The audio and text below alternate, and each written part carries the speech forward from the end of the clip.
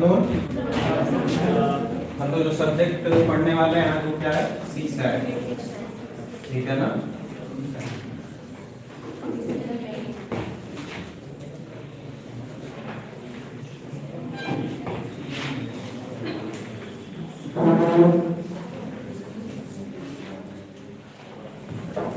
अभी तक C SAT की क्लासेस वगैरह चली हैं, चली है, तो आपको आइडिया होगा कि क्वेश्चन सी सेट में कैसे पूछे जाते हैं, ठीक है ना। सबसे पहली चीज क्या होती है, मैथ्स, ठीक है। दूसरी टीआई,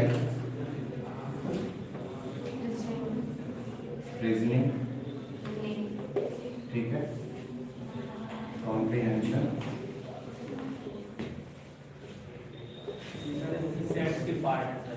जी, जनरल मेंटल एबिलिटी, ठीक है। इतने क्वेश्चन से, इतने पोर्शन से लगभग अप्रॉक्सीमेटली आपके 48 क्वेश्चंस पूछे जाते हैं, ठीक है। इस पोर्शन से आपके और comprehension plus interpersonal skill,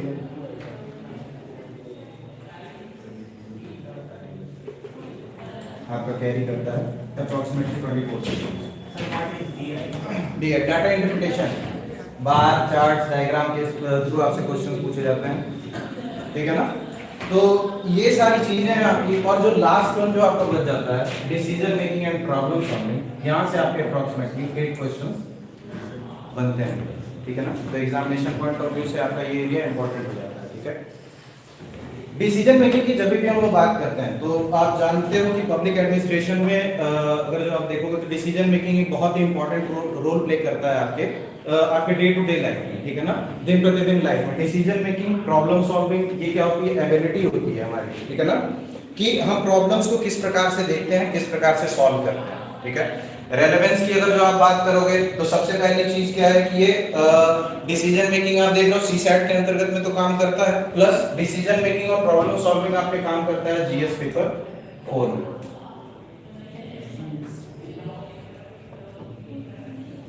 ethics में, ठीक है ना। तो डिसीजन मेकिंग आपका इंपॉर्टेंट एरिया हो जाता है अगर जो आप एग्जामिनेशन पॉइंट ऑफ व्यू से देखेंगे तो, ठीक है। As a administration, as a public administrator, प्रशासनिक अधिकारी होने के नाते आपसे ये क्या उम्मीद की जाती है कि आपका जो डिसीजन मेकिंग हो वो त्वरित हो, क्विक हो, ठीक है ना। आप परिस्थिति को देखें, उसको एनालाइज करें, फैक्ट्स और डेटा और वैल्यू को इवैल्यूएट करें और उसके हिसाब से जो उचित निर्णय है उसे आप लें। दूसरी चीज क्या है कि आपका जो निर्णय है वो तर्क संगत होना चाहिए, ठीक है, रैशनल होना चाहिए, लॉजिकल होना चाहिए, ठीक है ना, कि आपका जो निर्णय है बहुत सारे लोगों को प्रभावित न करे, ठीक है ना। बहुत सारे आपका निर्णय ऐसा हो जो बहुत सारे लोगों को लाभ प्रदान करे, न कि नुकसान प्रदान कर दे, ठीक है ना। भ्रष्टाचार से जुड़ा हुआ ना हो, ठीक है ना, कर्तव्य निष्ठा से जुड़ा हुआ हो, ठीक है ना। डिफरेंट टाइप के आपको सिचुएशन में रखा जाएगा, ठीक है ना। दो मेथड्स होते हैं एथिक्स के अंतर्गत में, आप देखोगे एक चीज होता है case study method. Case study method में पर्टिकुलरली क्या है, आपको कुछ परिस्थिति में रखा जाएगा, इंफॉर्मेशन दी जाएगी, ठीक है। आप एक अधिकारी हो, वहां पे जिले के अंतर्गत में क्या है, एक प्राकृतिक आपदा आ गई, डिजास्टर मैनेजमेंट आ गया, ठीक है ना। ऐसे कंडीशंस में क्या है ना कि बहुत सारे लोग प्रभावित हैं, हॉस्पिटल्स वगैरह सब कुछ प्रभावित है, इंफ्रास्ट्रक्चर आपका प्रभावित है।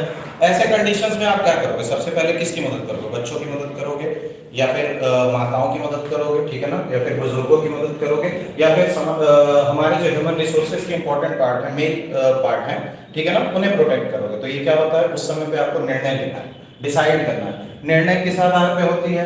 तो ये क्या होता है ना कि हमारे सबकॉन्शियस प्रोसीजर के हिसाब से होता है। एक होता है सबकॉन्शियस, एक होता है कॉन्शियस, चेतन,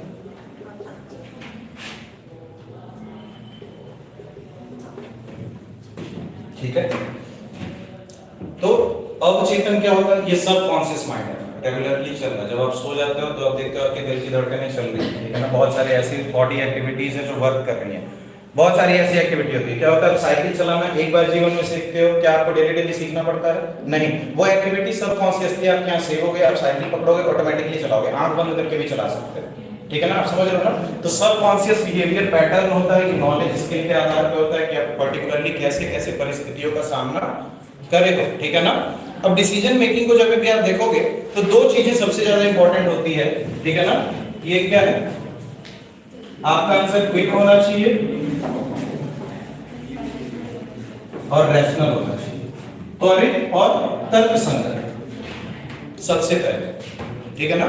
जैसे ही आपने डेटा को एनालाइज किया, आपको पता चलना चाहिए क्या इसमें गलत है, क्या इसमें सही है। उसके बेसिस पे अगर जो भी आप निर्णय ले रहे हो, किसी भी मास लेवल पे किसी को डिस्टर्ब नहीं करना चाहिए, ठीक है ना। उसके बाद में क्या आप देखोगे कि जब भी एडमिनिस्ट्रेशन, जैसे पब्लिक एडमिनिस्ट्रेशन क्या होता है ना, कि आप तीन चीजें देखोगे, गवर्नमेंट है, ठीक है ना, दूसरी चीज है पब्लिक। ये एडमिनिस्ट्रेशन जो है ना, ये ब्रिज का काम करती है, पुल का काम करती है, ये कम्युनिकेशन करती है गवर्नमेंट और पब्लिक के बीच में। तो जब भी ये गवर्नमेंट के आइडियाज को इंप्लीमेंट कर रहा है पब्लिक के ऊपर, लागू कर रहा है पब्लिक के ऊपर, तब ये किसी भी प्रकार से राजनीतिक दबाव में नहीं होना चाहिए, ठीक है ना। इसका कार्य क्या है, अपने कर्तव्य निष्ठा को कंप्लीट करना, ठीक है ना, अपने कर्तव्य का पालन करना, लेकिन कर्तव्य पालन करते समय किसी भी प्रकार से राजनीतिक विचारधाराओं से प्रेरित नहीं होना चाहिए, ठीक है ना, सबसे पहली चीज। दूसरी चीज क्या है कि कहीं भी वो झुके नहीं, बेसिकली नेपोटिज्म, फेवरेटिज्म। जैसे कि सपोज दैट कोई प्रोजेक्ट है, ठीक है, नगरपालिका म्युनिसिपल कॉर्पोरेशन के आप ऑफिसर हो, आपके अंडर में एक टेंडर है। टेंडर बेसिकली क्या है, किस आधार पर दिया जाने वाला है कि जो भी व्यक्ति सबसे कम दाम में प्रोजेक्ट को पूरा करेगा और समय आधारित पे उसे टेंडर प्रदान किया जाएगा। वहां पे क्या है ना कि उस टेंडर वाले जितने भी लिस्ट में एक व्यक्ति ऐसा है जो आपका खास है, ठीक है ना। तो ऐसे समय पे आप क्या करेंगे, और क्या हुआ है कि दो टेंडर फाइनलाइज हुए, एक व्यक्ति जो है आपका खास है, दूसरा व्यक्ति जो है उसका टेंडर जो है वो गवर्नमेंट के लिए फायदेमंद है, प्रॉफिटेबल है, ठीक है ना। ऐसे कंडीशंस पे आप क्या करोगे, क्या करोगे बताओ। गवर्नमेंट को, क्योंकि आपको रिक्रूट किया गया है गवर्नमेंट के कर्तव्यों को, ड्यूटी को पालन करने के लिए, इसलिए आपकी सबसे प्राथमिकता क्या होनी चाहिए, गवर्नमेंट, ठीक है ना। तो डिसीजन मेकिंग और प्रॉब्लम सॉल्विंग के अंतर्गत में, ठीक है ना, हम लोग क्या देखते हैं, बेसिकली आपको पर्टिकुलरली सिचुएशन दिया जाएगा, उसमें आपको उचित ऑब्जेक्टिव फाइंड आउट करना होगा, ठीक है ना। डेफिनेशन लिख लीजिए डिसीजन मेकिंग की।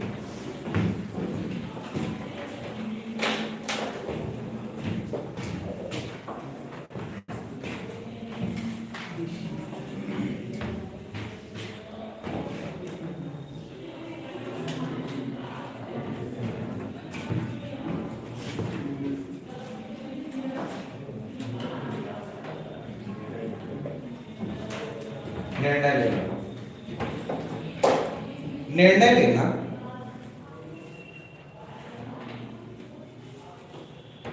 निर्णय लेना विकल्पों का मूल्यांकन करके, निर्णय लेना विकल्पों का मूल्यांकन करके चुनाव करने की प्रक्रिया है।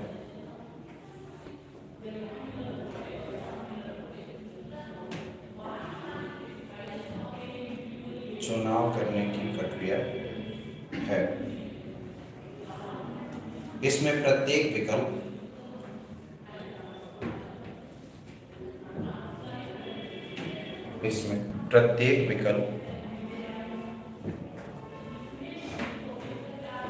के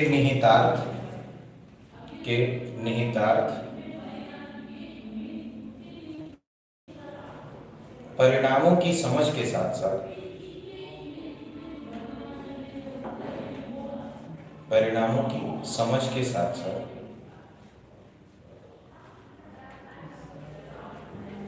विश्लेषणात्मक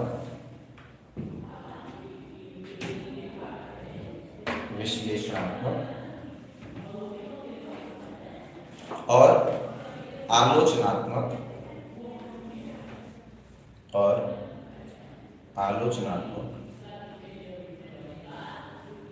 सोच कौशल की आवश्यकता है।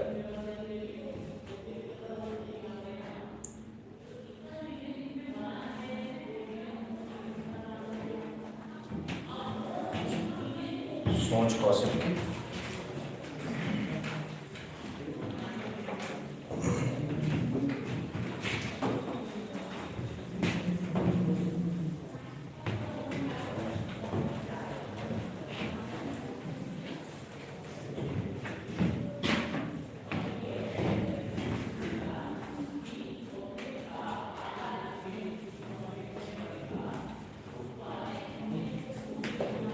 निर्णय किस तरीके से तेजी से लें, ठीक है ना। क्या क्या आप कर सकते हो, निर्णय आपका तर्कसंगत हो, क्विक हो, फास्ट हो और तेजी से आप ले सके।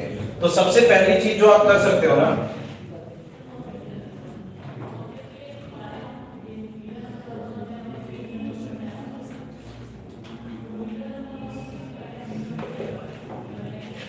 जब भी आप देखोगे आपको क्वेश्चन दिया जाएगा, क्वेश्चन के अंतर्गत में आपको कुछ फैक्ट और वैल्यू बताया जाएगा, ठीक है ना, कि आप कोई एडमिनिस्ट्रेटर हो या फिर कोई अधिकारी हो, प्रोजेक्ट मैनेजर हो, इस तरीके से, या फिर व्यक्ति विशेष हो, अपने परिवार के सोल ब्रेड विनर हो, मतलब कि अकेला कमाने वाले हो, पूरे परिवार की परवरिश कर रहे हो, आपको पर्टिकुलरली किसी सिचुएशन में रखा जाएगा, आपसे पूछा जाएगा कि ये ऑप्शन है आपके पास, आपके हिसाब से क्या सही होना चाहिए। तो सबसे पहले जो भी आपको ऑप्शन दिए जाएंगे, ए बी सी डी, जो भी ऑप्शन दिए जाएंगे, आप देखोगे इन सारे ऑप्शन में तर्क संगत कौन सा नहीं है, ठीक है ना। किसमें घूस देने की बात की जा रही है, किसमें कर्तव्य से हट के बात हो रही है, किसमें अपना बेनिफिट पहले है और गवर्नमेंट का बाद में है, ठीक है ना। ऐसे जो भी ऑप्शंस रहेंगे आप उनको डायरेक्टली एलिमिनेट कर दोगे।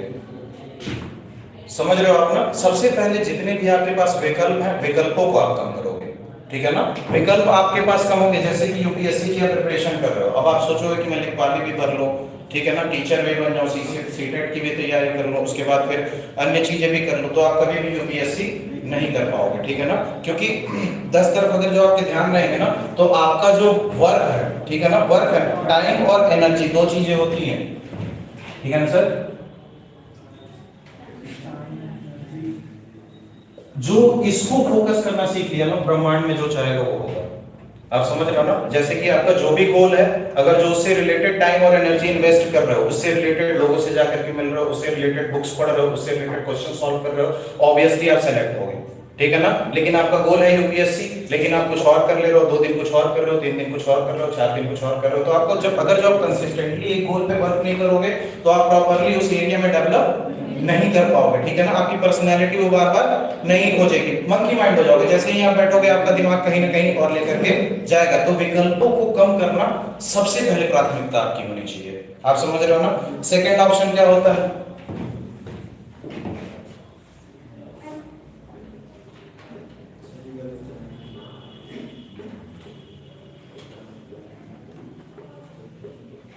सही और गलत का भेद, यहीं पे आता है एथिक्स, ठीक है ना सर। ये सही और गलत डिपेंड करता है। समाज में देखोगे, जब बाहर निकलोगे, बहुत सारे लोगों की अलग अलग विचारधाराएं होती हैं, ठीक है ना। जिसके पास जितना ज्ञान है उस हिसाब से हर एक व्यक्ति अपनी विचारधारा डेवलप कर रखा है। आपको क्या क्वेश्चन में देखना है कि सही और गलत क्या है, ठीक है ना। अगर जो कोई भी निर्णय किसी व्यक्ति या फिर किसी पक्ष का नुकसान कर रहा है, तो वो निर्णय सही नहीं है, ठीक है ना। पर्टिकुलरली आपको देखना है, कोई भी ऐसा निर्णय है जिसको लेने की वजह से आपके किसी व्यक्ति विशेष का फायदा हो रहा है, जो आपके संपर्क में है, तो वो निर्णय सही नहीं है, ठीक है ना। कोई ऐसा निर्णय है जिसको लेने की वजह से क्या हो रहा है, नेपोटिज्म, फेवरेटिज्म, करप्शन, इन सारी चीजों का जन्म हो रहा है, तो उससे आपको दूर रहना है, ठीक है ना। और ऐसा जो भी निर्णय जो आपको आपके कर्तव्य से दूर कर रहा है, ठीक है ना, तो सही और गलत का ज्ञान पर्टिकुलरली आपको होना चाहिए, ठीक है ना। तीसरी चीज आप क्या कर सकते हो,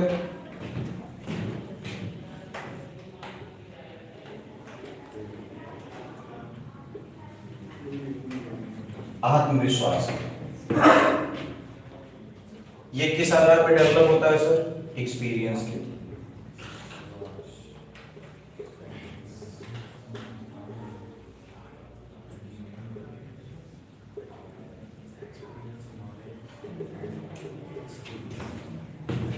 अनुभव, ज्ञान और कुशलता, 3 चीजें हैं जो इंसान के आत्मविश्वास पर डायरेक्टली वर्क करती है। अनुभव किस तरीके से मिलता है, जैसे आप कोई हैं, कोई भी व्यक्ति विशेष है, किसी न किसी जन्म स्थान पे आपका जन्म हुआ हो, किसी न किसी धर्म से आप बिलोंग करते होंगे, कोई ना कोई आपके पेरेंट्स होंगे, कहीं ना कहीं यूपी बोर्ड, सीबीएसई बोर्ड, अलग अलग पैटर्न पे आप पढ़ाई करके यहाँ पे आ गए। हर एक व्यक्ति विशेष की सोच दूसरे व्यक्ति से डिफरेंट होगी, और वो क्यों होगी, क्योंकि हर एक व्यक्ति विशेष अलग अलग एक्सपीरियंस लाइफ में कर रखा है, ठीक है ना।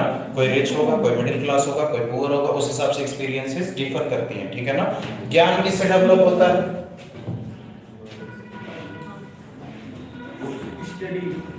दो चीज होती है नॉलेज को जब आप देखोगे, एक चीज होता है आईक्यू ये पढ़ने से डेवलप होती है। जितनी सारी किताबें पढ़ोगे आपके पास उतने ज्यादा फैक्ट्स होंगे, उतने ज्यादा मतलब अनुभव होंगे, उतना ज्ञान होगा, उतने ज्यादा प्रॉब्लम सॉल्व कर सकोगे अपने डेटा के हिसाब से, ठीक है ना। जितने डेटा थे, पॉलिटी पढ़ लिया, आपको सारे आर्टिकल्स पता है, पॉलिटी के क्वेश्चंस आप सॉल्व कर सकते हो लाइक दैट, ठीक है ना।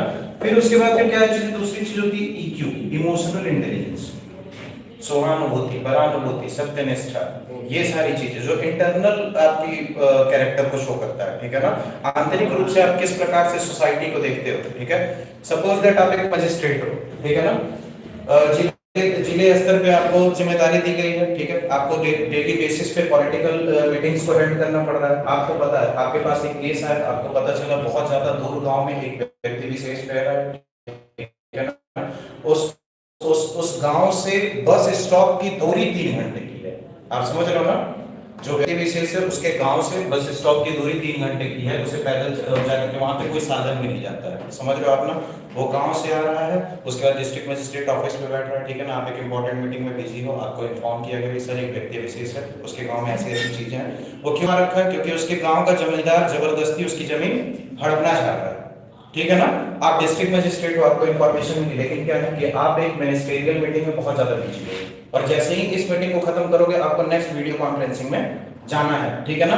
आपके पास समय नहीं है कि उस व्यक्ति विशेष को आप समय दे सको, ठीक है ना। लेकिन क्या है कि आप उसके प्रॉब्लम को समझ रहे हो, उसकी समस्या को समझ रहे हो, और आप उसको समाधान नहीं करना चाह रहे हो। ऐसी परिस्थिति में आप क्या करोगे, ठीक है ना। आपको निर्णय लेना है, क्योंकि कोड ऑफ कंडक्ट और रूल ऑफ प्रोसीजर के हिसाब से आप कभी भी लेजिस्लेटिव बॉडी के मीटिंग को अबॉलिश नहीं कर सकते हो, क्योंकि आप गवर्नमेंट सर्वेंट हो। गवर्नमेंट आपको जो इंडिकेशन देगी आपको कर्तव्य के आधार पे पूरा करना है, आप वहां पे लेट नहीं पहुंच सकते हो। सेकंड चीज आपको क्या बोलती है, इमोशनली, ठीक है ना। व्यक्ति विशेष, आपका कार्य क्या है, कर्तव्य क्या है, जनता का कल्याण करना, ठीक है ना। जनता का कल्याण करना। जनता विशेष क्या है, उस समय पे जो आई है कुछ पर्टिकुलर परिस्थितियों से होकर के गुजरी, और वो परिस्थिति के बारे में आपको पता है। ऐसे कंडीशन पे आप क्या कर सकते हो, आप उसको पर्सनली टाइम नहीं दे सकते हो। आप किसी सबऑर्डिनेट ऑफिसर को बोलोगे आप आइए सर इनके समस्या को समाधान करिए, अगर जो उनको संतुष्टि नहीं मिलती है, इन दैट कंडीशन आप फिर से वापस हमारे पास आएंगे और हम आपकी समस्या को सुलझा देंगे। तो ऐसे करके आपको सोचना है, समझ रहे हो ना। आपका जो थिंकिंग पैटर्न जो होना चाहिए, ठीक है ना। तो प्रॉब्लम को सॉल्व करने के लिए हमेशा प्रॉब्लम सॉल्विंग होना चाहिए, ये नहीं कि आपने निर्णय लिया उससे एक और प्रॉब्लम क्रिएट हो गई, ठीक है ना। ऐसा नहीं होना चाहिए। Then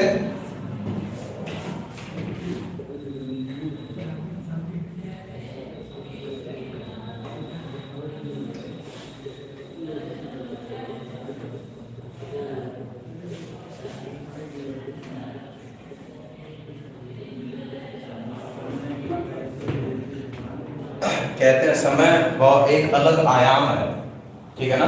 हम सब इस 3 आयामी दुनिया में रहते हैं, 3 डायमेंशनल रियलिटी है। ये सारी की सारी 3 आयामी दुनिया किस में चल रही है, समय में। हर चीज एक दिन पैदा हो रही है और एक दिन खत्म हो जा रही है, चाहे वो कितना भी रेडियो एक्टिव मटेरियल है वो भी डिटोरिएट एक ना एक दिन होना है। जो भी चीजें मैनिफेस्ट है फिजिकली जो आप देख रहे हो वो समय के हिसाब से खत्म हो जानी है। इस समय आप देखोगे इकोनॉमी को, तो इकोनॉमिक्स भी बेसिकली मेन टाइम पे फंक्शन कर रही है, अटेंशन इकोनॉमी पे। आपका समय उनका पैसा, ठीक है ना। आप जितना समय अपने उनके प्लेटफॉर्म पे दोगे उनका पैसा बनते रहेगा। समय क्या होता है ना, डिसीजन मेकिंग में एक इंपॉर्टेंट पार्ट हो जाता है, क्योंकि आपको एक त्वरित आंसर देना है। आपकी डिसीजन मेकिंग फास्ट होनी चाहिए, तो आपको समय को पैसे की तरह इस्तेमाल करना है। पैसा जब भी हम इस्तेमाल करते हैं तो क्या हम ऐसे ही उड़ाते चलते हैं, सोच समझ के खर्च करते हैं और वहीं निवेश करते हैं जहां से हमको आउटपुट मिलने वाला है, ठीक है ना। तो आप समय का इस्तेमाल क्या बहुत अच्छे तरीके से करेंगे, फैक्ट्स एंड फिगर को एनालाइज करेंगे और कोशिश करेंगे कि समयबद्ध अवधि में प्रॉब्लम को सॉल्व करके उसके ऊपर निर्णय ले लें, ठीक है ना। नेक्स्ट चीज क्या आप कर सकते हो,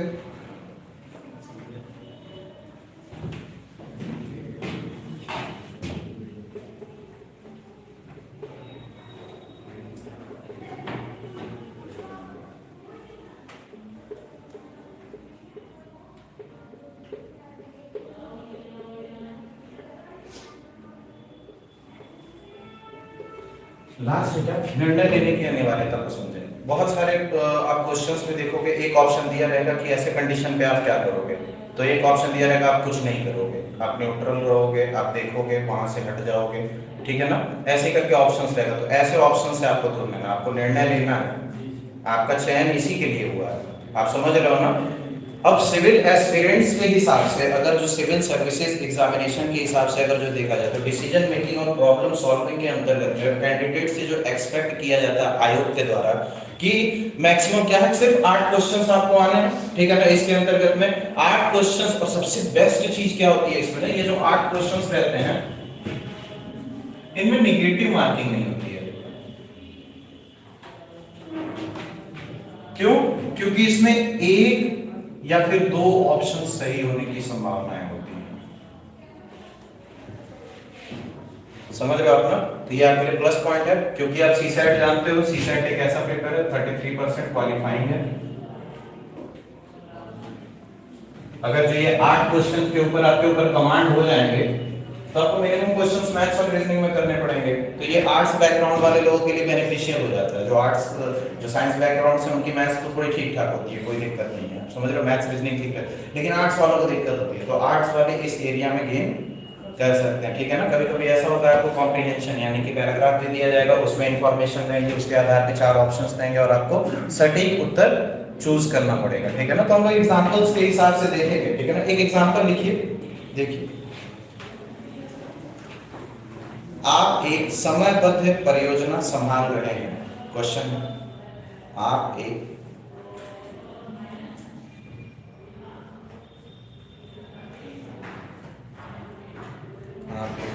समयबद्ध परियोजना को संभाल रहे हैं, पूर्ण विराम।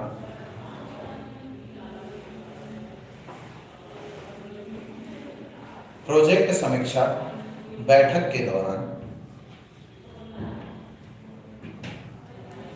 प्रोजेक्ट समीक्षा बैठक के दौरान आपको पता चला है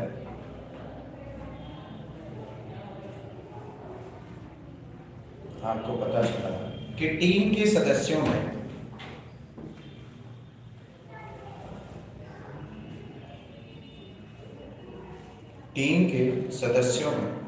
सहयोग की कमी के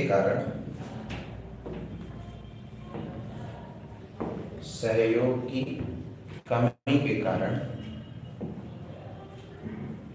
प्रोजेक्ट में देरी होने की संभावना है। प्रोजेक्ट में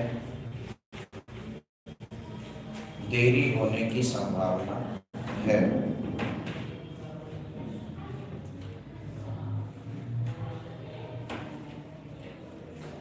ठीक है, आगे लिखा है आप करेंगे डैश, आप करेंगे डैश। ये बीएससी 2012 में पूछा जा चुका है, ठीक है ना, 2012 का ये क्वेश्चन है। ऑप्शंस देख लेते हैं हम लोग। ऑप्शन ए लिखिए, टीम के सदस्यों को टीम के सदस्यों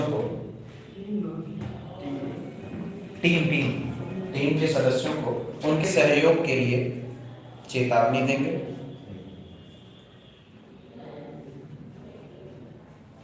टीम के सदस्यों को उनके सहयोग के लिए चेतावनी देंगे। ऑप्शन बी, असहयोग के कारणों पर गौर करेंगे। असहयोग के कारणों पर गौर करेंगे।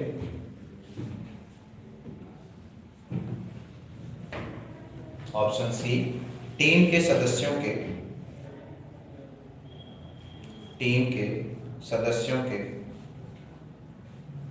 प्रतिस्थापन के लिए पूछें। टीम के सदस्यों के प्रतिस्थापन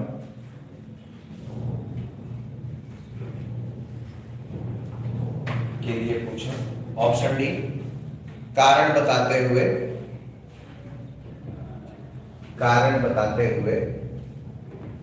समय बढ़ाने की मांग करें। कारण बताते हुए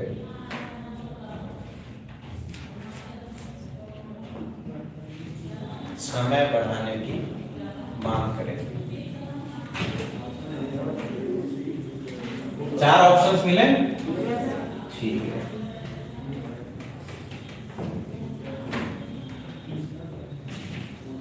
सबसे पहली चीज जो क्वेश्चन देखते ही करना है वो क्या करना है,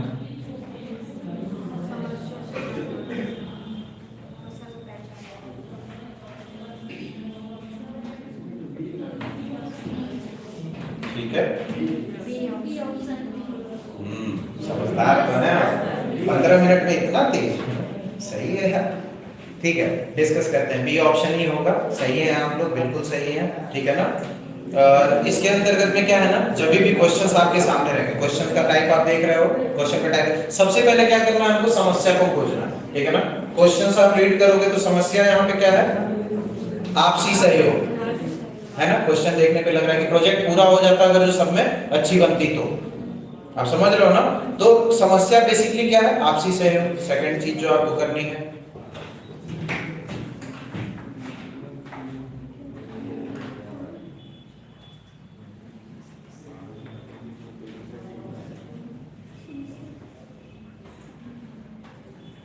संभावित समाधान खोजें।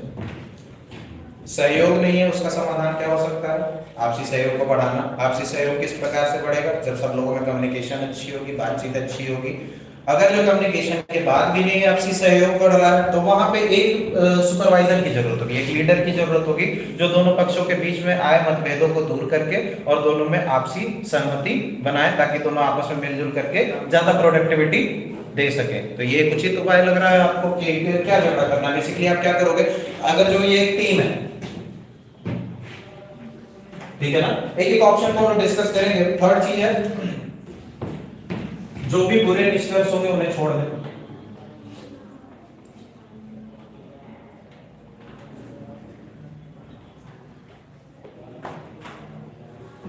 फोर्थ ऑप्शन, सर ऊपर फर्स्ट क्या लिखना है, समस्या को खोजें।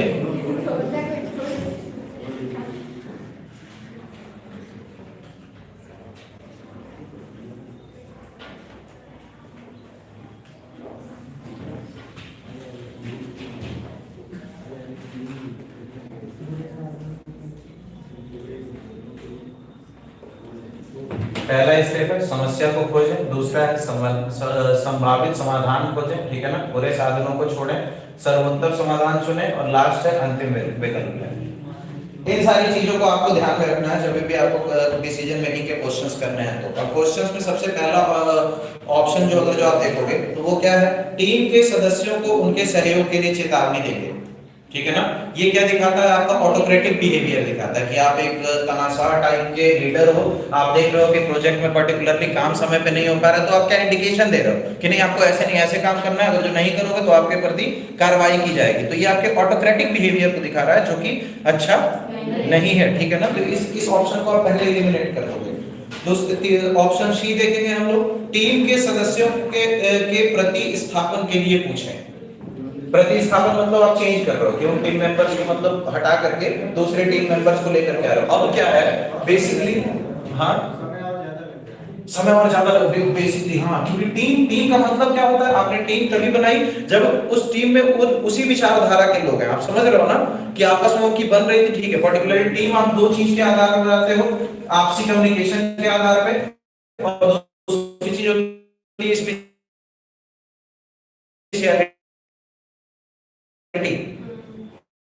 ठीक है ना। कोई कार्य है सपोज दैट, ये इंजीनियर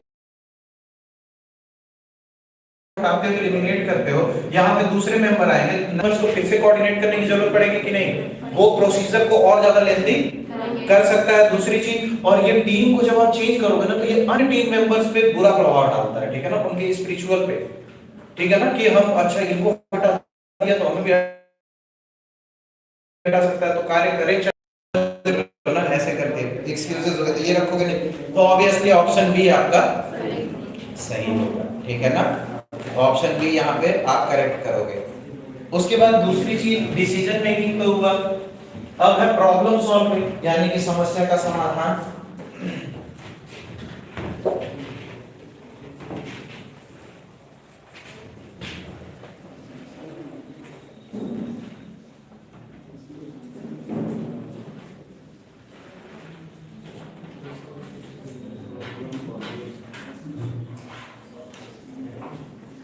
इसका डेफिनेशन लिख लीजिए, इसका डेफिनेशन लिख लीजिए, समस्या समाधान कर, प्रॉब्लम सॉल्विंग। समस्या समाधान में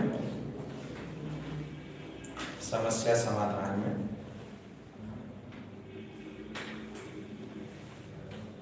व्यवस्थित तरीके से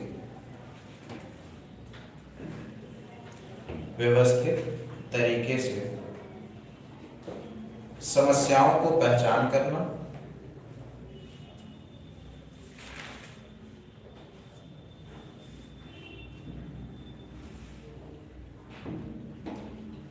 समस्याओं की पहचान करना, उनका विश्लेषण करना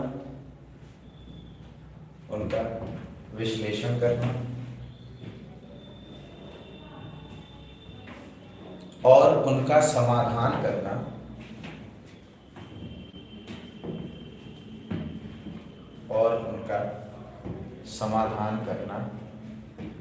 शामिल है।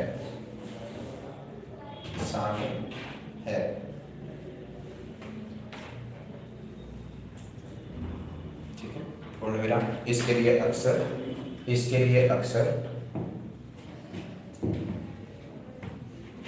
नवीन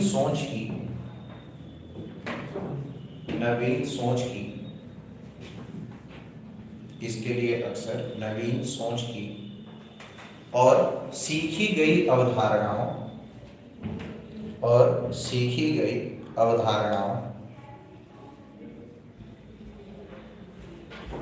को नई स्थितियों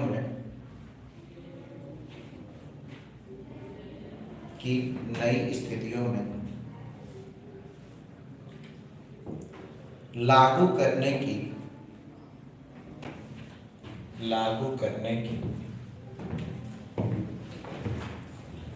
क्षमता की आवश्यकता होती है।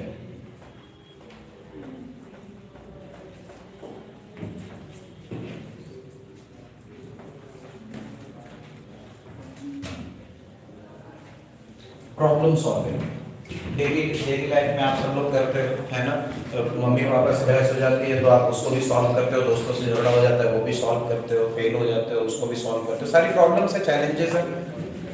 प्रॉब्लम्स का सॉल्यूशन बेसिकली होता कैसे है? ठीक है ना, ये व्यक्ति विशेष है, ब्रेन पार्ट होता है,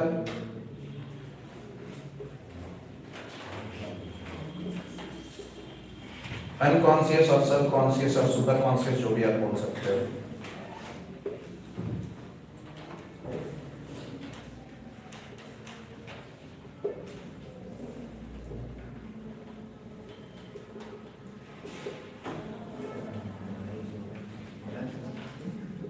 नहीं समझा रहा हूं।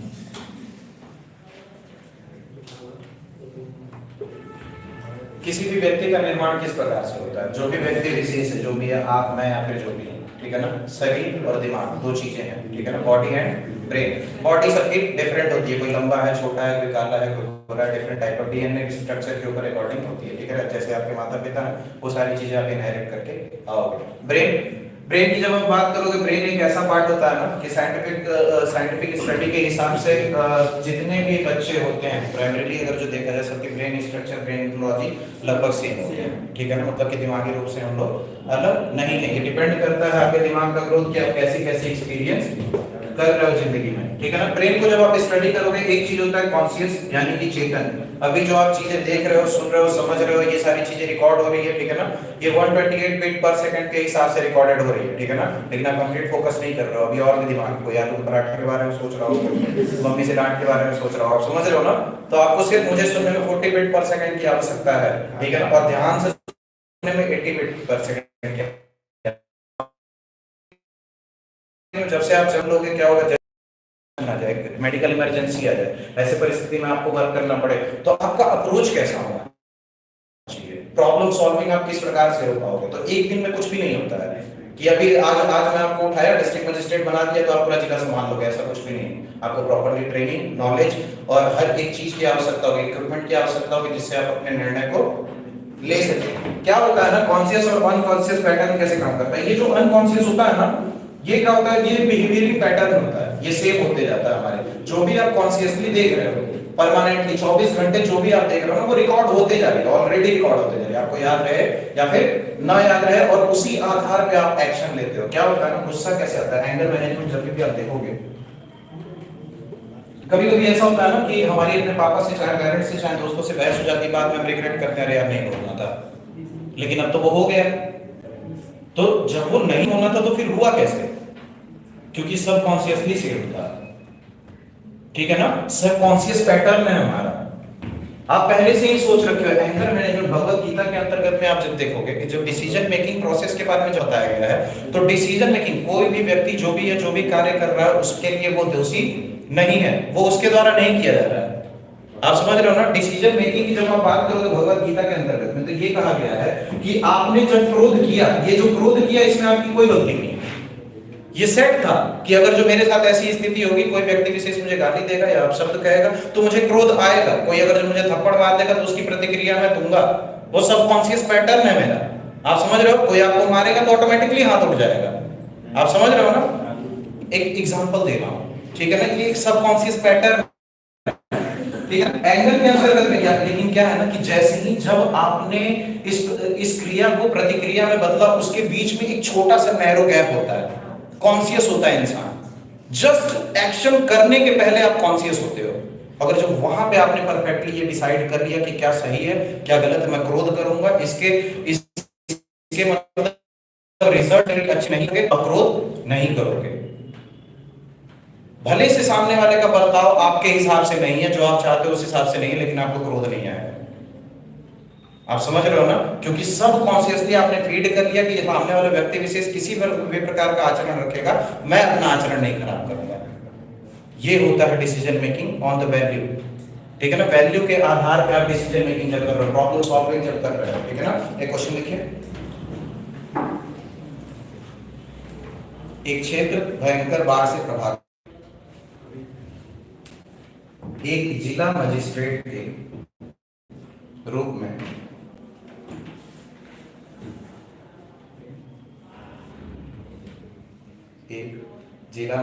के रूप में आपके पास सीमित संसाधन है,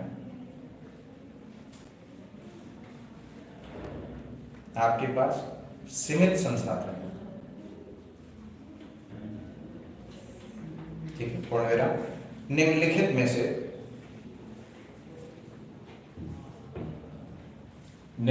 में से कौन सी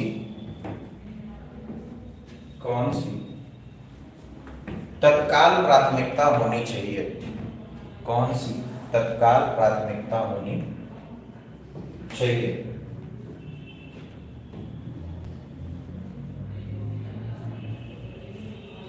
पहला नंबर, सड़कों की मरम्मत कराना।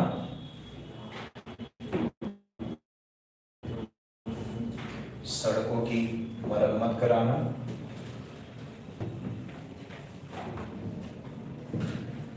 दूसरा ऑप्शन लिखिए, भोजन और पानी का वितरण करना। बहुत तेज रैशनल माइंड है तुम लोग का।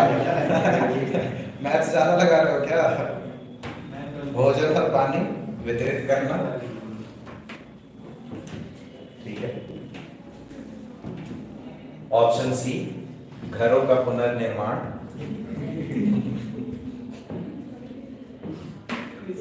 कुछ लोग ये भी करके आते हैं, टेंशन नहीं। घरों का पुनर्निर्माण। लास्ट ऑप्शन है, लोगों का उत्साह बढ़ाने के लिए,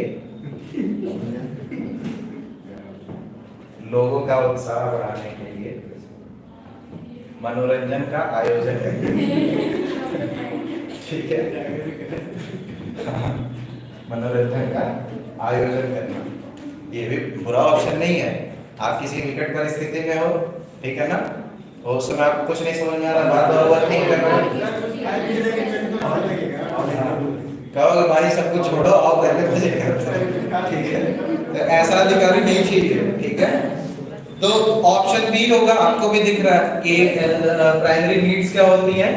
देखो, व्यक्ति विशेष की जब भी आप बात करोगे ना, कुछ नीड्स होते हैं। एडमिनिस्ट्रेटिव थिंकर्स के बारे में जब आप पढ़ोगे ना, प्रशासनिक चिंतकों के बारे में जब आप पढ़ोगे, तो ये डिसीजन मेकिंग विदाउट एक व्यक्ति के पॉसिबल नहीं था, ठीक है ना, जिनका नाम था हर्बर्ट साइमन।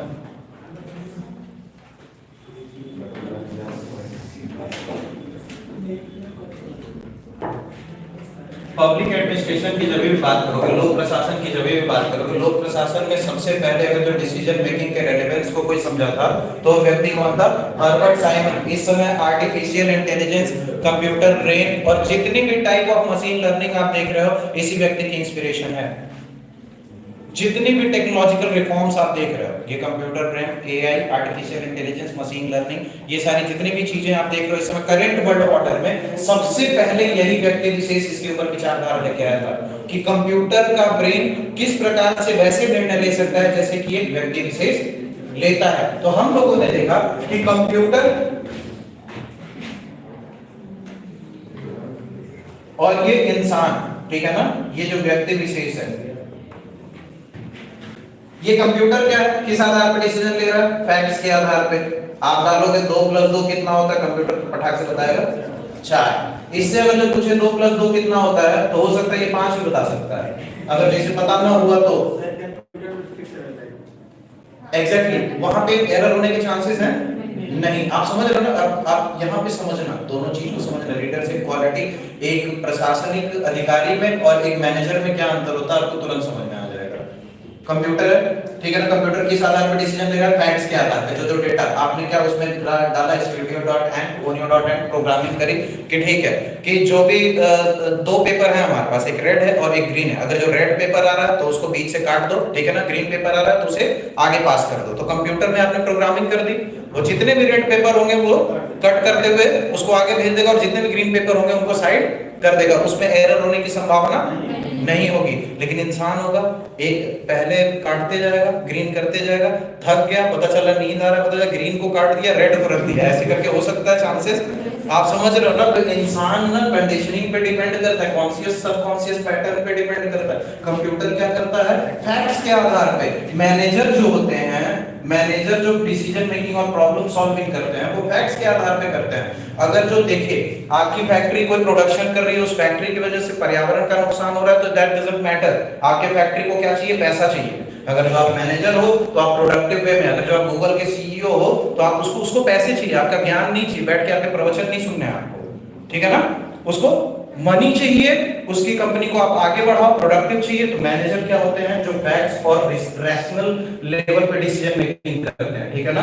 और यहाँ पे व्यक्ति विशेष एडमिनिस्ट्रेटर की जब भी आप बात करोगे तो ये क्या इमोशंस के आधार पर डिसीजंस लेता है, क्या जरूरी है। आप देख रहे हो कि बहुत सारे ऑप्शंस हैं लेकिन सबसे प्राइमरी नीड क्या है? फूड, ठीक है ना, भोजन, तो आप वही मुहैया कराओगे। एक और कंडीशन है, सपोज दैट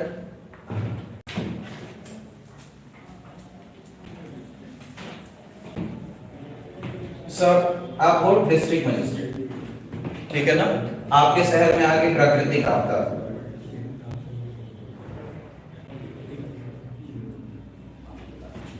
प्राकृतिक आपदा आ गई, ठीक है ना। अब क्या है? प्राकृतिक आपदा में प्रभावित होने वाले कुछ लोग इस प्रकार से हैं। 5 वर्ष के बच्चे,